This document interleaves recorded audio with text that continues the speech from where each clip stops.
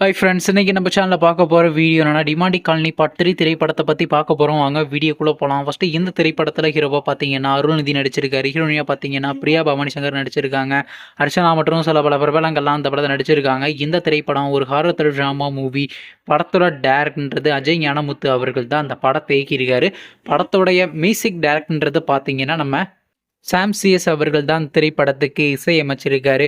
சரி, இப்போ இந்த படத்தை பற்றி என்னென்னு கேட்டிங்கன்னா, நீங்களாம் ரொம்ப ஆளாக வெயிட் பண்ணிருந்த டிமாண்டி காலனி பார்ட் 3 திரைப்படத்தோடைய அப்டேட்டை பார்த்தீங்கன்னா இன்னைக்கு சாயங்காலம் 5:02க்கு ரிலீஸ் பண்ண போகிறதாக இப்போ அஃபிஷியலாகவே ஒரு புதிய போஸ்டர் மூலிமா அனௌன்ஸ் பண்ணியிருக்காங்க. போஸ்டர் பார்த்தீங்கன்னா வேறு லெவலில் திருவிழா பயங்கரமாக இருக்குங்க. வெயிட் பண்ணி பார்ப்போம் அந்த எந்த மாதிரி அப்டேட் கொடுக்குறாங்கன்னு.